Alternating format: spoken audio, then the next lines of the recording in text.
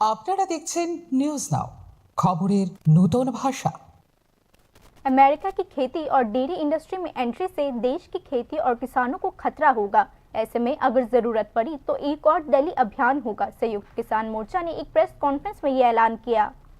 America ने भारत पर जो 25% टैरिफ लगाए थे उसे अचानक घटाकर 18% कर दिया गया है। इस बारे में देश की खेती और डेयरी इंडस्ट्री के साथ एक एग्रीमेंट हो गया है। अमेरिका की खेती और डेयरी इंडस्ट्री में एंट्री से देश के किसानों को नुकसान हो सकता है। इस बात का ऐलान संयुक्त किसान मोर्चा की त्रिपुरा राज्य शाखा ने शनिवार को एक प्रेस कॉन्फ्रेंस में की। আমাদের কৃষি পণ্য যেভাবে ঢুকবে তাতে আমেরিকান কৃষকরা অনেক বেশি লাভবান হবে এবং গতকালকে আমেরিকা এবং ইন্ডিয়ার যে জয়েন্ট স্টেটমেন্ট, এই স্টেটমেন্টও এটা পাবলিক হয়েছে, এটা আমাদের কাছে এসেছে, যেখানে পীযূষ গোয়েলের বক্তব্য ছিল, প্রধানমন্ত্রীর বক্তব্য ছিল যে আমরা কৃষিক্ষেত্র এবং ডেয়ারি সেক্টর কোনো অবস্থাতেই আমরা কারোর সঙ্গে চুক্তিতে যাব না। প্রধানমন্ত্রী ঘোষণা করলেন আমি 25% ট্যারিফ থেকে এই ট্যারিফ কমিয়ে 18% করে দিয়েছি। আমরা দেখলাম প্রধানমন্ত্রী সঙ্গে সঙ্গে বাণিজ্যমন্ত্রী সহ অন্যান্য মন্ত্রীরা বিরাটভাবে আমেরিকার প্রশংসা আরম্ভ করলেন যে আমাদেরকে ট্যারিফ কমিয়ে দেওয়া হয়েছে। ভারতবর্ষের মানুষ তো জানে আমেরিকার সঙ্গে আমাদের যে বাণিজ্য চুক্তি ছিল, এমনকি মনমোহন সিং সরকারের সময় তো 2 থেকে 3% মধ্যে ছাড় থাকতো। আজকে 18% করার পরে বলছে ট্যারিফ কমিয়ে দেওয়া হয়েছে, আমাদের বাণিজ্য অনেক বেশি লাভবান হবে, ভারতবর্ষের পুঁজিপতিরা খুব লাভবান হবেন, শিল্পপতিরা খুব লাভবান হবেন। এটা কি চলছে?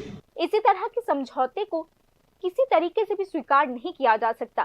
अगर जरूरी पड़ा तो ऑल इंडिया किसान मोर्चा एक बार फिर दिल्ली अभियान शुरू करेगा। यूनाइटेड किसान मोर्चा की त्रिपुरा राज्य शाखा ने कहा, ট্রাম্প চালায় না ভারতবর্ষের বিজেপি সরকার চালায়, এই প্রশ্ন দেখা দিয়েছে।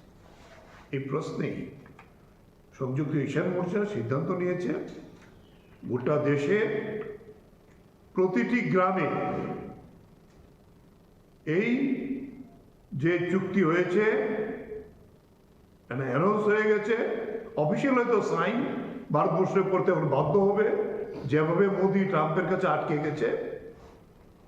যে কোনো শর্তে চুক্তি করবে তার নিজের রক্ষা করার জন্য।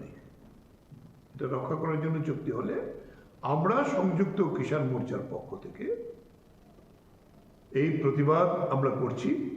এই সমস্ত ধরনের চুক্তি যেগুলো আমাদের কৃষকের জীবন সম্পত্তি তার অধিকার নিয়ে প্রশ্ন আসছে, আমরা এটা কোনোটাই মানব না।